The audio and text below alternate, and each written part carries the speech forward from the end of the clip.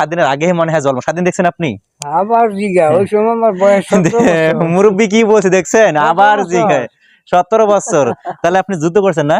যুদ্ধ করি নাই, আসলে যে আগে যুদ্ধ শুনছিলাম সহযোগী যে করলো। ন্যাশনাল গ্রামের ন্যাশনাল যে কলা বাগান রয়েছে, যে একটা অনেক বড় একটা কলা বাগান গ্রামে আসার পরে যে আমার সাথে একজন মুরব্বী দেখতে পারছেন, আসলে তিনি কিন্তু এই কলা বাগানের কিন্তু যে পরিচালনা করতেছে এবং অনেক লালন পালন করতেছে। আসসালামু আলাইকুম মুরব্বী। ওয়ালাইকুম সালাম। আসলে কলা বাগানটা আপনার? হ্যাঁ, কতদিন ধরে আপনি কলা বাগান ইয়া করেন? 20 বছর ধরে। 20 বছর ধরে তিনি বলতেছে, 20 বছর ধরে কলা বাগানে তিনি নিজেরে ইয়া করতেছে।